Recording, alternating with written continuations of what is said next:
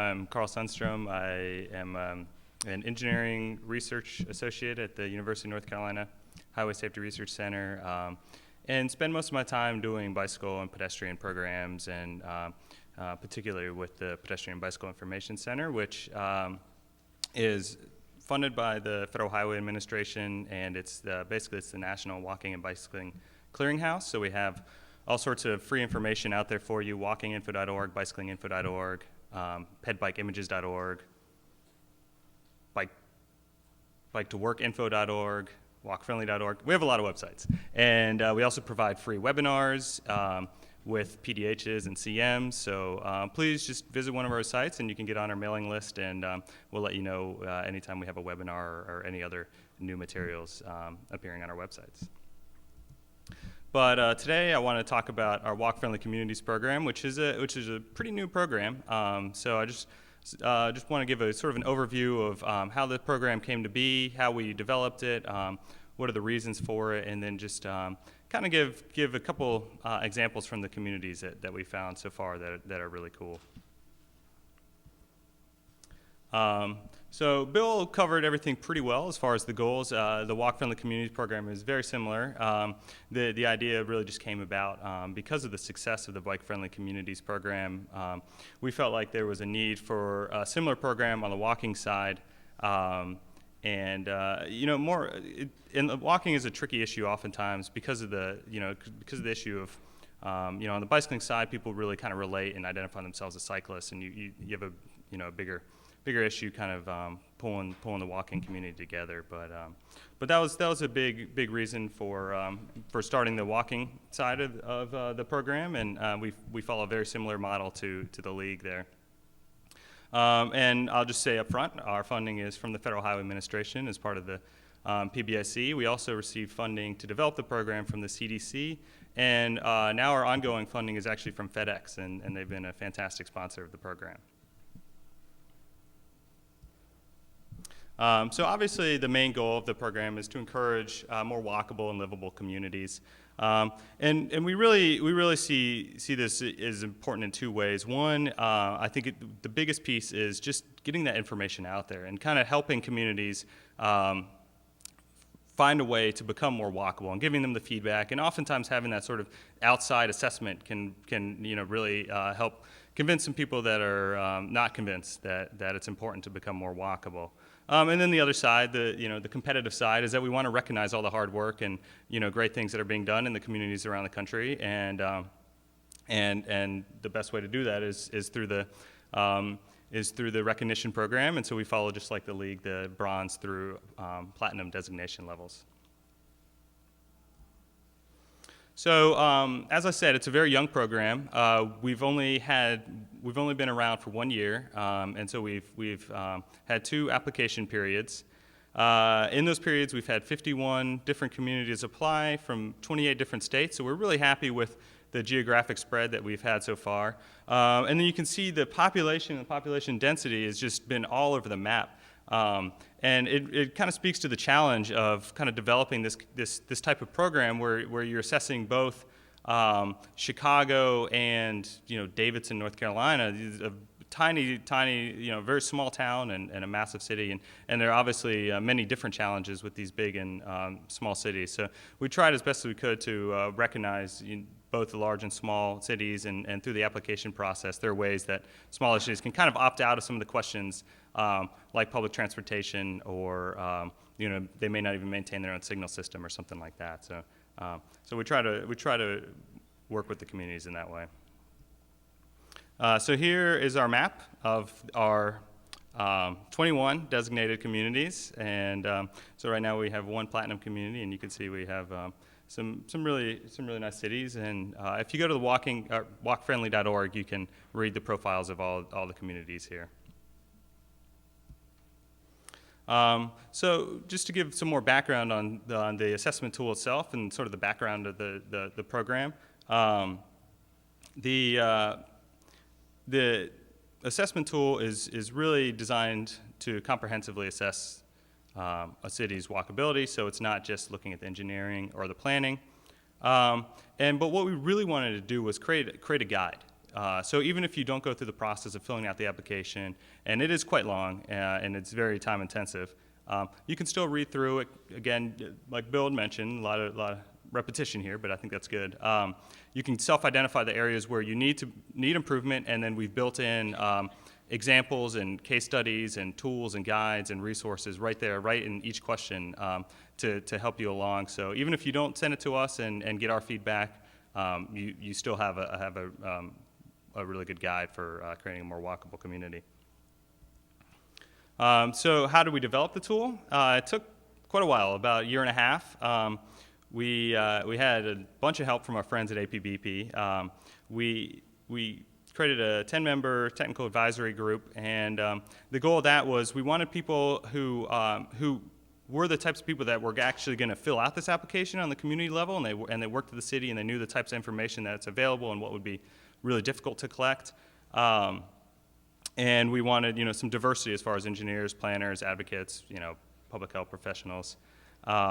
So APBP was a fantastic help. They helped write all the questions. Melissa was a big part of it. Kit was a big part of it. So that worked really well. And then we also had a national advisory group, and these were all sorts of organizations. We had U.S. Access Board, AARP, Safe Routes to School.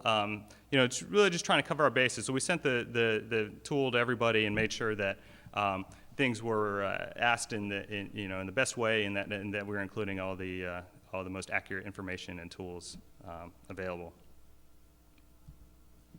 So the assessment tool itself is divided into 8 sections. It starts off with just some smaller sections about the community profile. We're really looking just for information on your staff and your advocacy groups. The status of walking is is the outcomes. So how many people are actually walking? How many people are getting hit? What are your trends?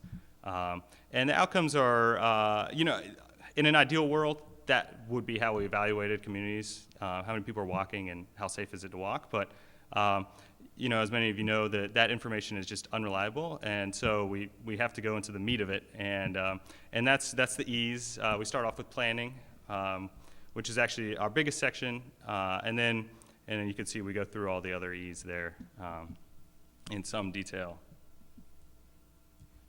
So just to provide you an example of what our questions look like, the idea was we don't expect communities to answer everything, but we included them in the questions as sort of prompts to kind of give people ideas. So in the Safe Routes question, we go through a lot of different examples. Do you have a walk to school day? Do you have a walking Wednesdays? Do you have a walking school bus? We define what those are. So if you don't have it, you're filling out the application and you think, yeah, that's a pretty cool idea. Maybe we should do that too. We also have Rationale. I'm not going to read it, but it's based on the most current research. So just kind of a way to sell why this is important for walking.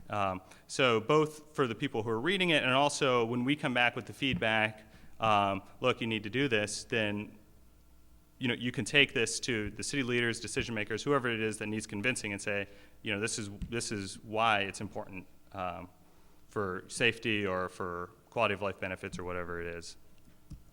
And then finally, each question has all these resources. So you can go through, and it's case studies, it's tools, it's guides, and so you can it's all in one place. It's a nice guide. So I just want to go into some highlights. I think it's a good way to step through the assessment tool. The first section, as I mentioned, is the planning section, and the first thing we ask is if there's a pedestrian plan. And then if there is a pedestrian plan, we ask, are there performance indicators, or is there some way that the plan's not going to just sit on the shelf? Because that's a big issue. Even if you have a pedestrian plan, more often than not, it just sits on the shelf, collects dust, nobody pays attention to it. And so we really like Seattle's plan for that very reason. It has a lot of different performance indicators and benchmarks and ways to track its progress. Their plan is divided into 4 areas. So for safety, they're looking at crashes, crash rates. For equity, they're looking at spending, particularly on bicycle projects. Vibrancy, that's looking at pedestrian counts and how many people are out and about. Health are things like how many kids are walking to school. So Seattle is a really nice example of a complete plan that is one way to just really measure the progress of the plan and see that it's being implemented. Another nice example that we saw, and we try to showcase these examples and give them to all the communities as things that are actually pretty easy to implement, and just really nice examples that aren't too out there for most communities. So in San Francisco, they realized, like most cities, about 25 to 35% of all their land is tied up in roads and other public right-of-way. And a lot of that's sort of just a poor use of the space. And what they did, and New York has done this as well, and I think San Francisco got the idea from them, is that they've put up temporary or more permanent installations of changing the streets to parks. And on the left, you could see that was just a weird wide street with asphalt, and now it's a really nice park. And then on the right picture, residents and business owners can actually apply to take a parking space or two from on-street parking and turn into sidewalk cafes or some other little parklet. And in San Francisco, that's particularly important because in general, their sidewalks are quite narrow, so there's not a whole lot of room for sidewalk cafes. So this has been a really nice program, and they've been putting it in all over the city, and it really doesn't take a whole lot more than some heavy planters and some paint. The next section is the education and encouragement section. We combine those as we found it quite hard to separate sometimes the differences between education and encouragement.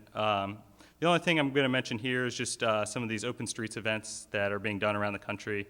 They're based on the Colombian ciclovia, where you shut down a street to automobile traffic on a weekend, usually a Sunday, and just open it up for people to go out and play and recreate and just talk with their neighbors. And it just promotes physical activity, and you can program it if you like, but really it's just a way to get people out of the house and enjoy the streets. On the engineering side, there's a lot of good manuals. I'm sure you'll hear quite a bit about Charlotte's Urban Street Design Guidelines. San Francisco has a really nice Better Streets plan. Two other ones, the Rights of Way Improvement Manual for Seattle. It's online, it's interactive, it shows sort of a typical streetscape, and you can click on the different elements, and it goes to the standards and the guidance for the city. So it's just it's a nice way to sort of convey what the standards are to both the engineers of the city, but really just the general public and the development community alike. So it's a really nice manual. And then Chicago has a great streetscape design guide, looking at things from street furniture to landscaping, and they've done a great job using local pictures and just really good local examples. But I'd highly recommend checking both of these out and recommending them to your community. And again, this is going through fast, but if you just browse our profiles, all this information is in there on the website. One final thing to mention in the engineering section is the daylighting being done in Hoboken, New Jersey.